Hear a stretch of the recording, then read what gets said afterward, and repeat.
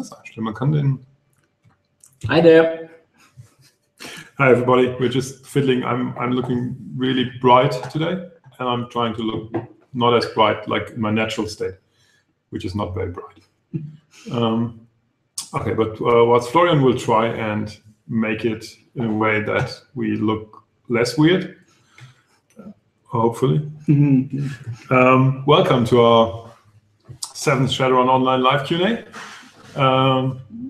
We have a couple of questions already, but obviously we invite everybody to post questions here and now. And maybe we start with sort of the bigger scheme of things, letting you know what we are doing, or that the fact that we are doing a lot of new stuff. Because we looked at the answers that a lot of you gave to the questions we posed. We looked at the postings. We looked at the way we play the game, and we decided there's a couple of things we need to majorly overhaul or add in order to make the game more fun, even more fun. One of the biggest concerns maybe was for a lot of people the team size, and I would say in general the way how the game punishes you for every mistake you make. Whilst we like it to be hard, I don't think we like it to be hard in a way that you have to do calculations most of the time, as opposed to making interesting decisions. So in order to alleviate that, we are going to do 4-player teams. So, well, 4 character teams, let's put it this way. So instead of having 2 as a rule of thumb, you'll always have 4 people as a rule of thumb, which makes a hell of a lot of difference. We've played a couple of maps, and it allows for more movement. You don't have to think as hard about losing your characters, because 3 characters is still a lot. And also, it allows us to do a bit more interesting things with, this guy goes left, this guy goes right. In parallel to that, we'll make the skills and the weapon skills and the combat less number crunchy, so more clear decisions. One good example is one of the favorites here, at least, is the melee skill that we have in the now released version. So where you actually can make a huge impact in a situation, a specific situation, as opposed to giving you +10 here or -10 there. Something that is really fun to do, and we're trying to create more of those, and also make combat less of a you exactly have to count how many turns you have in a fair, and more of a make a quick decision and watch how it unfolds. By the way, does anybody think that the new melee skills are overpowered? Oh yes.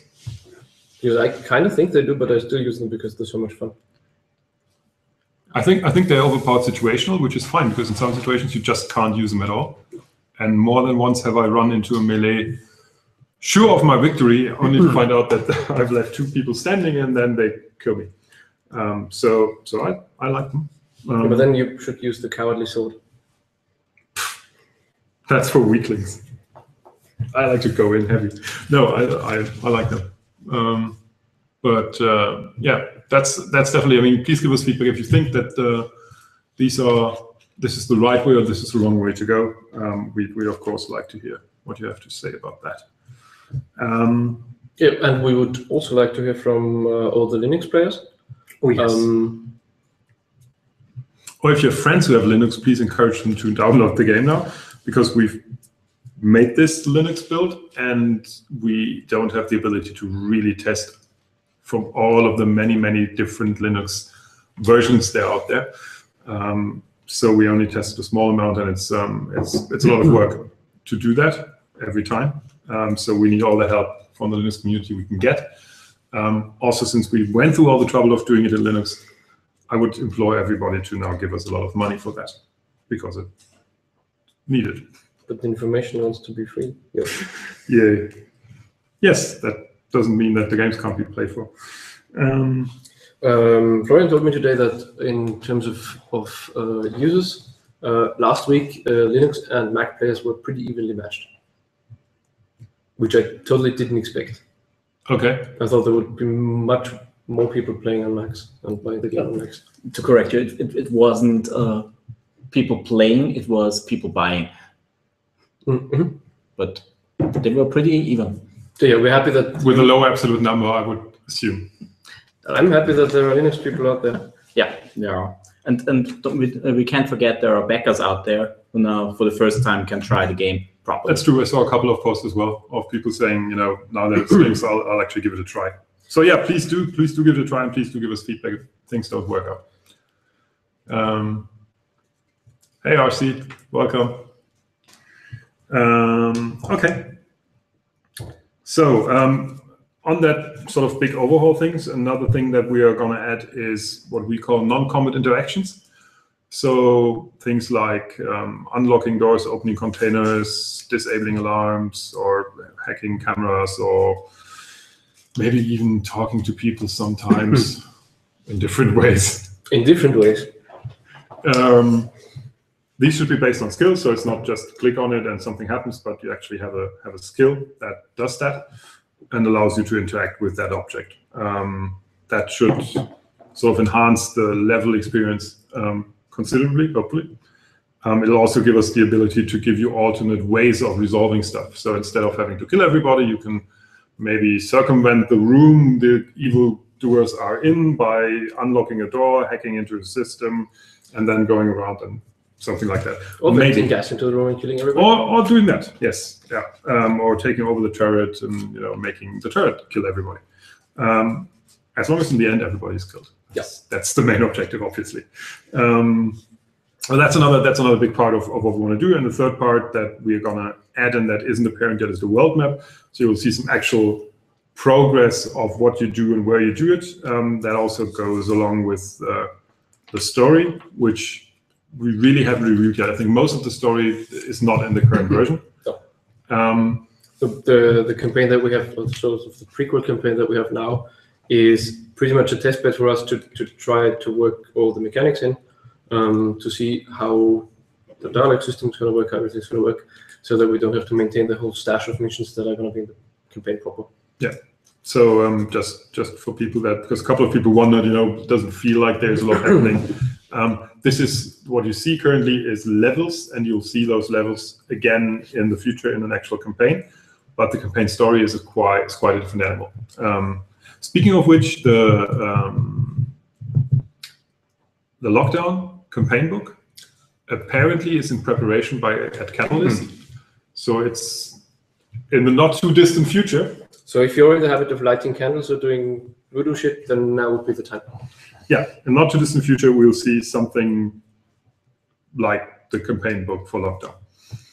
We'll let you know more as soon as we know it. Consider yourself being in the know. Whenever Catalyst announces something, obviously we'll also be able to read it, but we'll try to give you the info slightly earlier than that. Okay, so that's the big things. We 4 players, world map, non-common interaction. That's definitely going to be. We're going to rework the skill system. Well, we're not going to rework it. We're going to put it into the shape that it's intended to be. The current system that basically has a skill and some progression, which is just a pure power progression, is just, as we mentioned, the first level of integrating power progression at all, so some sort of progression. This would probably be more applicable to the non-combat skills, like I don't know, unlock or crack safe or whatever, repair toaster. And the actual skills will be more of a skill tree, albeit maybe a small one, that have new and interesting skills as they come along. So skills will also stop to be connected to weapons. Again, this is the current state because that's the way it was easy for us to do. But we're adding the system that allows us to put weapons as an actual item into the inventory and skills as an actual skill to the character. So they're no longer automatically joined, which also means that your way to select them will change. So it'll actually be more like a role-playing game. What? That's what I hear, at least. I don't know. I don't know. So that is sort of the big news that we have. Something. Do you have time capacity? Okay, questions. Colin, do you have time capacity to do something special for Halloween? Of course I have. I'll have Halloween with my family. Thank you for asking. Next question. Could you describe your approach to random number generators and cooldowns? Personally, I would love to see those as little as possible. I think that's actually two questions, because Yeah. on cooldowns we pretty much set. In a turn-based game you need them, mainly because we do want to have skills that are differently powerful, and there are some that will be pretty much useful all the time. So we do need some sort of limit to them that will go beyond sort of the drain for mages. So we expect everybody to have something cool that they shouldn't be able to fire every round. On the random number generator side, a lot of the people in the team feel pretty much the same. So we had an experiment last week where we basically added everything random, basically the chance to hit, and just multiplied it into the damage. Because especially that when you play with two characters, missing is really frustrating. And once you miss 2 or 3 times in a row, then you can pretty much restart because you're just not going to make it, at least on the very difficult missions. So we did try that. What happened though is that it wasn't all that much more fun. It was just even more static. So suddenly you could trade damage again, which we thought wasn't really the point of the exercise anyway. So we will keep randomness in to some degree. But as Jan already said, we are going to extend the range of characters that you can bring to a mission, which means that if you miss with 2 characters out of 4, it's obviously less painful than if you miss with 2 characters out of 2. Also, I think some of the skills, currently we see a lot of skills that just do different ranges of damage. And we will see more skills that have more, let's say, absolute effects, like, I don't know, sleep or something, like the classic thing, or skills that have a certain chance to actually take out someone, like, I don't know, disable camera, something like that. So some of these will be less trading damage and more directly influencing something in the either in the environment or in enemies. I think that will also take away some of that sort of randomness feeling. But by and large, I think the random or the range of randomness will decrease in favor of more strong effects that are more situational. So in a given situation, you'll have a much better idea whether you're going to be able to have a lot of effect or not as much effect. So if you use disable camera, it'll pretty much disable the camera with a high likeliness, whereas it won't be really useful in other situations, as opposed to the current attack technical enemy thing, which just does a random range of damage. Yeah. So some of the randomness will decrease from that one, but definitely if you always could completely compute the outcome, then a lot of fun would begin as well, because there's no suspense if you know what's going to happen. One thing that did get left on the floor was evade, though. Yeah. Because everybody hated it, and so we just didn't activate it. Right now, there are some enemies who have it as a sort of status effect, but it pretty much enables them to evade the next attack that's coming up. Yeah. Probably not going to keep that because it's still not much fun. I think it's good for the player characters because it allows them to do this run to something and be safe in that turn, maybe. But it's in general, the evade is just another completely random event that's really hard to calculate in, and it's most of the time it's frustrating because it happens a lot with the enemies, and a few times it saves you, but it doesn't really feel like you did anything for it. You just stand there and you haven't been hit. So what we would like to see is you being able to influence the outcome by repositioning mainly, so flanking people, and that is much easier with 4 people. Again, that's something that is one of the key points. We found that when we have 4 players or 4 characters in a mission, all of a sudden you start to run around much more automatically, even though we didn't change any conditions other than that. And that also means that you have more control over the chances that present to you. So you can flank somebody, and that automatically means you're not having a 33% chance, but a 66% chance, or 100% chance. So it's more about taking the random number generators out and replacing them with gameplay decisions that influence your chance, but not just getting rid of chance at all. Yes. That. There's one from last time. Crunch likes the trolls. We're happy that you like the trolls. If you don't like the trolls, please let us know. He's hoping that the stops for horns, that there are 4 options that are going to be in the game later. Yeah, that's true. So right now they're all sort of Hellboy-esque. I don't know, what do you say to horns when they're cut like that? Don't know what. Anyway, right now all the trolls are very stubby. But when we get to actually making the whole character creation, then there will be options for horns. We actually have that's the one section in character creation that's specific. There's a generic character creation thing, Yep. and the only thing that is really specific is the horns. Everybody else can have everything, but horns are really special. Yeah, we did think about putting them somewhere else, but then it would have been sort of a very special hat option, which just was so weird. Yeah. I still think that we should have all kinds of stuff on heads, and people should. Why should a dwarf not be allowed horns? I think that's just because it would make trolls less special. It's just racist. Yeah, but don't be hating. Anyway, they want to be special. Next to the questions on yeah. Okay. So character. Okay. Yeah, I'm trying to say the name. Vyacheslav. Says he doesn't really have a question, but the character loadout screen needs to show what abilities each weapon item grants and what skill it uses. Likewise, character progression screen needs to show what the current skill rank does and the benefit of increasing them. Yes, absolutely, totally true, and we'll do exactly that, which is part of the new skill system that will actually have a character creation screen and everything else, and then we'll show you exactly what a skill does. And the progression in the current form of skills will just be delegated to non-combat skills, where it's just going to increase your chances, basically, of achieving something. RC asks us if there's a revised ETA for when Shadowrun Online goes public soft launch and official launch. Yes. Next question.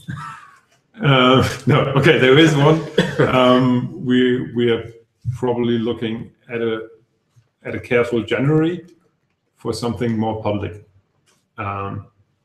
We can commit to a date when we are closer to it. Yeah. Any update on matchmaking is the next question. Tried last night for a long time, no disconnected message, just stops trying to find a match. I'm guessing that is a bug, or it means there is no one online. I think that matching. Was the fact that there was nobody to match with. Yeah. Or a bug. Oh. Yeah, yes, it could be that, but I'm popping out like a check box here. There's also a known issue that sometimes when a Windows client finds a Mac client, the matchmaking gets stuck. That's a known issue. Steve Jobs hates all this. No, because our matchmaking. Ghost of Steve. Our matchmaking severely believes in sort of segregation.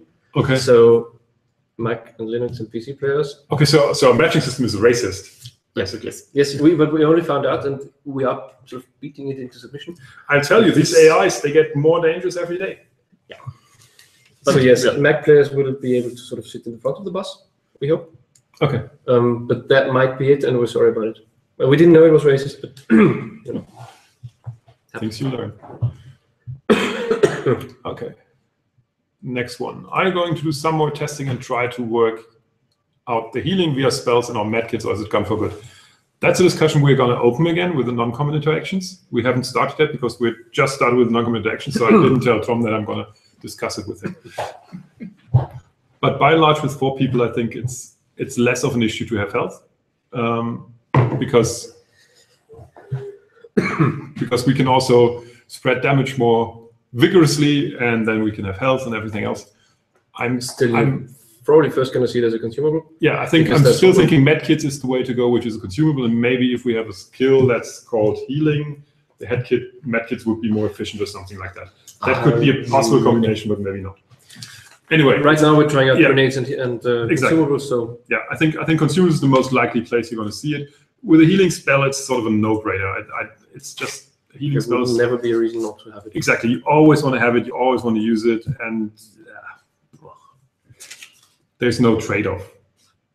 And creating an artificial trade-off is not fun. You could make it automatically knock out your mage. A consumable mage. Isn't it just a walking consumable? Yep, I once played a character like that way back. Okay. He was basically a consumable firebomb mage, and other than that, he had a shotgun until he firebombed. After that, he would usually be carried out by the team. Hey, I played once an AD&D Warsmith character could do a fireball and then could increase the fire and then sort of fire wave everybody. That was fun for a while until I found out that that's the only thing you can really do. Warsmiths. Munchkin. Anyways, Oh, thank you, RC. RC tells me that the little trollhorn bits are called nubs. And he's right, of course. nubs, stubs, Nubs. bubs. Okay, thank you. Okay, so we're already running out of questions. 10 viewers. Let's see. Crunch had some more. Just to clarify, are different actions going to be applied to different gear? Like each of the pistols currently have different abilities, or will they eventually be listed under our skills to mix and match with the current loadout system just being a placeholder? Current loadout system being a placeholder, yes. Mix and match of skills, we'll see. Definitely, it's not gonna be you have this pistol and that defines your skills, but it's gonna be you have a number of skills and you can use them with a various amount of pistols that have different abilities or different different things, different something. Yeah. So maybe this one is easier to fire, so we've got a slight increased chance to hit, and this one has more damage, stuff like that. If you look at the weapons in Shadowrun, by and large, they are not really that different. They just bring different modifiers, and that's kind of where we're aiming. And they're differently cool. And they're differently cool, which is also kind of where we're aiming. I think we'll expand on that system a bit, and there may be weapons that specifically are usable for, like, I don't know, a flamethrower would be probably having a pretty specific skill set that it needs, and it wouldn't have, like, it wouldn't allow you to fire a rocket as well, even if you had the skill of firing a rocket. So there are some limitations that these items still will bring, but by and large, we're going to separate them, and they're going to be skill from the character, an item that you bring in, and these combined will be what you use in the actual mission. Yeah. I mean, there was a live question from somebody at Gen Con. A nice gentleman asked us whether we're going to do pretty characters as well.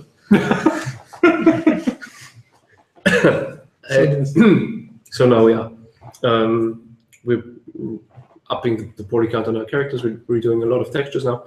So we're hoping that you'll like the new characters. When are we going to see something like that? We've done the humans, and we're now on to the elves. Okay, so but humans not in that. It's in the next version. Maybe something for the next version, unless we think that these matches too badly. Okay. But soonish. Okay. What else are we going to see in the next version, by the way? Dwarves? Yeah, dwarves. Okay. Other than that, I really don't want to say. Dwarves. Ooh. I've been waiting for dwarves for a long time. The US, the only one, because everybody else was asking for all the other major types first. This is why I'm patiently waiting for dwarves for a long time. See how totally tolerant and open I am? I know. We even have dwarf animations now. So don't say we'd be hating. Okay. Questions? Okay. Slava, thank you. That's much easier for me to pronounce. Sorry, this was covered earlier. Are there any plans for having non-weapon gear affect character stats and abilities? Things like armor, cover bonus, movement speed, etc. Okay, there's two things coming to that. What we just decided today, basically, or sort of confirmed today, reconfirmed today, is that we're going to have whatever it's called, traits, or if in Shadowrun terms, it would be qualities. And qualities can be something that specifically does things like that. So affect characters' abilities. Once we have those qualities, obviously they probably can also be itemized to a degree. So I can imagine that, for example, cyberware will give you something. You something like that. So maybe you get faster, or you get stronger, or you get more resistant to damage, or whatever. So yes, that's definitely going to be in, but it's going to come from both qualities and gear that has qualities. But I would say it's probably more stuff like cyberware that actually changes your character. So I wouldn't have a gun that gives you +1 movement speed or something like that. Armor, that's an interesting question. Are we going to do armor like shields, or do we plan to have that soak thing? But I don't know where we are with that. Same as before, we never tried it. Okay. Because since sort of our characters, usually there is just like 1 or 2 or 3 attacks depending on which. So there was never any need to like put a soak system in, because we didn't have enemies that would realistically soak much. Yeah. Now that we are trying some bosses, we might revisit that. Okay. And the soak system for characters will also be, because currently we don't have armor in the game. I mean, it's shield, there's a shield spell. Armor currently for NPCs works the way as a shield spell works, so it's just something you take down. We had that discussion previously, whether we want to have a soak, which is sort of a constant damage reduction, or whether we're just going to increase hit points in in the end, it comes out to pretty much the same thing. I think in short levels it does. I mean, in longer missions it would probably make a numerical difference, but in short, okay. But that's also something that we need to look into. There's a follow-up question from Patrick. You could, for example, to the healing topic, you could, for example, introduce temporary fatigue, stats, and unavailability of action for next turn or channeling for the healing mage, shaman, or some sort of blood magic. That we have a problem with that. Regarding blood magic, I come from the Shadowrun 2.0 days, where blood magic would mean that you get to turn in your character sheet and never see the character again until it comes back as an evil boss. So I'm not sure whether we should really open up blood magic to player characters. I think the question with the trade-off is something that I mean, what you're getting at is instead of giving the healing sort of an automatic bonus thing where it's always good to use, you have a trade-off where, okay, I'll heal you, but then for the next turn I'm not as useful as I usually are. The problem with that is in common it may be too much, because the mage basically loses an action in healing you, and then he's maybe useless for the next turn as well. Out of combat or out of an immediate encounter, it's a non-option, because you go, okay, I'll heal you, then I wait for a turn until my effects are over, and then I go back again. Transferring hit points, I mean, there's all kinds of things currently. I think the main thing currently is being able to heal somebody when you need to, which can be done with consumable. And then if we find interesting uses of it for a mage, I think that's a secondary concern. I currently rather would have the mage do stuff that you can't necessarily do with a consumable, because otherwise it's, are we going to take the mage or are we going to take 5 medkits? It's like, that shouldn't be the choice. You have been replaced by something very cheap you can buy at Walmart. Exactly. Or in that case, stuff a shack, obviously. And I mean, we had a long discussion about pushing sort of drain for mages a bit further. Yeah. The problem that remains is that our encounters, even with more characters, are still fairly short. And what sort of pushes the balance into an area where it's not cool is that mages then are still very much good for spike damage. So you can always open the door, spam everything, and it doesn't matter if you're basically unconscious afterwards, because you can usually wait it out until the next encounter. I still think that the fatigue thing as it currently stands needs to be expanded to something more sensible than to one thing. I think we'll definitely work on the fatigue, but it's always going to be the way that the mage is exactly that. He's a spike damage creator, so either can do a lot of area damage or high damage to one person, or do something really important, and then he's taken out for a while. But as long as you have a secondary weapon with you, you're always going to be able to just shoot your way as normal people. So it's a fine line to walk between making a mage only useful once, basically a walking consumable, and making him always useful in a very weak sense, so you don't really feel like you've got a powerful mage. And we're still trying to get somewhere in the middle where there is a better way of handling it. And I don't think we're too far away. I think the fatigue thing can work when we adjust the spells to be more powerful, but drain you more, then there's a better way for us to handle the trade-off thing. Which was a long answer to a question that you didn't even ask, but this is how that's what you get. Yeah, that's what you get when you talk to us. Okay. Any more questions? If you feel inclined so, because there is none waiting for us currently. And if not, we could actually wrap this on time. Exactly, we could just do the half hour we promised we would do instead of the hour that we usually do. There was one thing that I wanted to mention. Oh yeah, what we said today is that that we're going to work on making the characters you take with you, giving them more personality, which is going to be similar to what, if you have been following this game for a while, we've seen in the beginning with Payday and Takshak, where they have comments basically to what's happening. And some of them are really context specific for a specific mission. Some of them are like more generic that reflect on the personality. Let's put it this way. And what we're trying to do is actually make this work even with friends, as opposed to just with NPCs that have a specific background. So we want to try and create is a Shadowrunner group that feels more like a group of individuals that you have taken on a run, no matter whether there's an actual live player there that chats with you, hopefully, or whether they sort of give out comments as you play along. We don't want to do the background, enormous background story thing, because if you then exchange your enormous background story guy with a friend who doesn't have that, it feels like a loss in terms of story quality. But with a system that we currently designed, I hope and guess and think I'm confident we'll be able to get at least some flavor in that'll help you play the missions and feel like you are not alone, but there's actually other people or other characters with you. And I'm really looking forward to that, because that's one of the things that we can do, and then we can write stuff for it that is fun. So we can just sort of go wild a bit.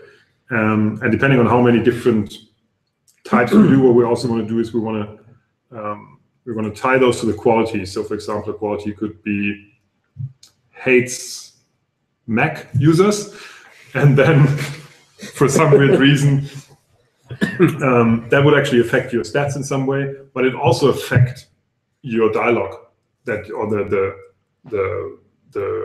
texts you get that comments in the mission. Careful now. That's what we pretty much said so far. If it does work out the way we said we would want to do it today, and if we get it done, then it's really fun, because it means we can do some really interesting stereotypes. I think if it works out the way we want, it's going to be really cool. And if it doesn't really work out the way that we want, it's still going to be hilarious. Yeah, that's true. It's going to be cool, or it's just going to be fun. There's no way that it can go utterly wrong. It can just be different levels of interesting. Odd. I would say interesting. It gives some more positive spin to things. Speaking of positive things, RC asked about the trip to the US. And I didn't see you there, by the way. Yeah, it was awesome.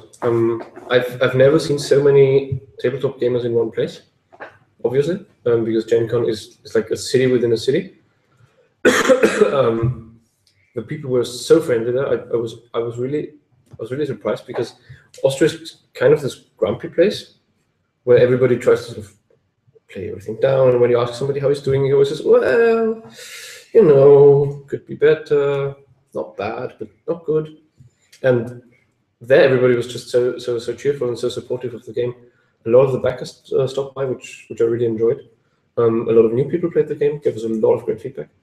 You've been to Boston, and I got the chance to go to Boston, because I sort of rerouted my return flight, and actually got to see the city that we're going to put a game in. So yeah, even took the touristy tours.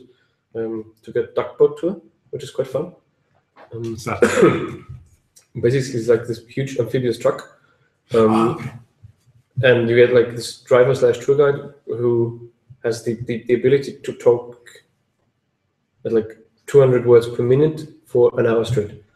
So you get this sort of this architecture everywhere, and sights, and the guys shouting at you, and suddenly you're in the water, and that is all.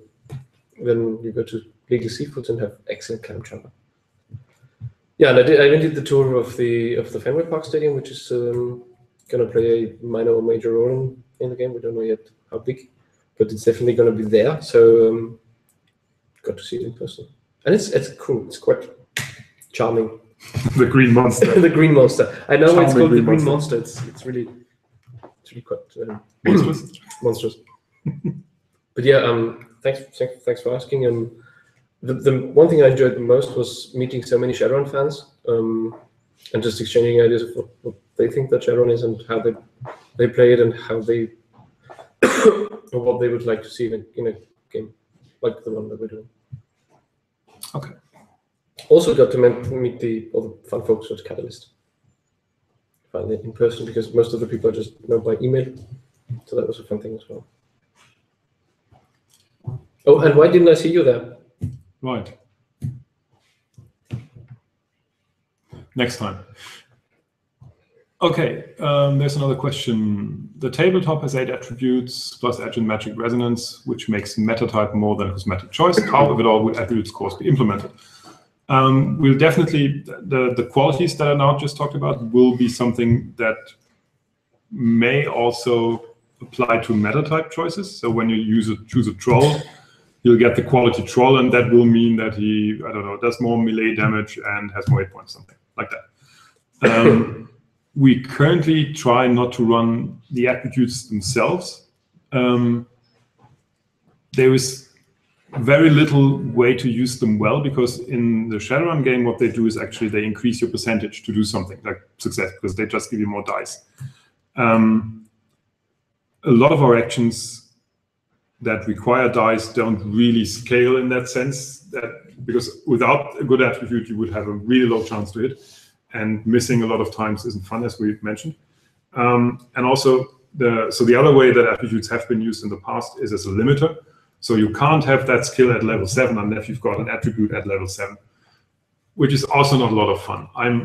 I'm tempted to use it this way because it's a really cheap first, and it just means you spend a hell of a lot of points into allowing yourself to raise a skill that you want to raise. It doesn't do much with the actual gameplay. It just slows down progression or enables us to give you more karma that you then have to spend in attributes. I would much rather have qualities that say, okay, there is sort of, we assume there is an average, and then there is a quality that says you are above or below that average, and that'll make you feel special, but it's more graspable. So I'd rather than having a troll saying, I've got a strength of 8, I would rather have a troll saying, I'm strong. And that in itself brings something. So it's I think currently would like to do it more like this. Because yeah, it's not a rule simulator. We said that many times. It's not a rule simulator, but it's what do the rules try to portray, and how can we portray it in a way that's true to the idea and not to the actual rule design or the actual stat number. Because it's not a number crunching game in terms of, if I get this done, I get 3% more chance to hit something. Yeah. Next question. You just let us wait for a while until we thought we could get an early evening, and then you go like, okay, now there's 10 more questions. Okay, what are our plans for story progression? Will it be possible, for example, to let player base directly influence next events via faction gang affiliation and mass actions, or a series of connected missions done with friendly groups? There's two things. One is there's going to be your story, basically, which is the main mission or main progress story. So there's something that's individual to a character. You can have that with your friends, obviously. You can play together, but it's not going to be influenced by the server in a way, or by the general audience in a way, and also you're not going to influence the world. There's a second layer of missions which will specifically communicate with the server, and with which the server will communicate. So everything you do and in this layer will affect the outcome of sort of a wider range of things, and vice versa, it'll come to you. So what happens in the world would actually come to you when you open the game. That's the beauty of being online. When you open the game, one day maybe there is something going on that's global, that's affecting everybody, And you can then try and be part of dealing with this. And then after a while, when enough people have done that, it's going to change again. So in this sense, there's going to be a lot of interaction.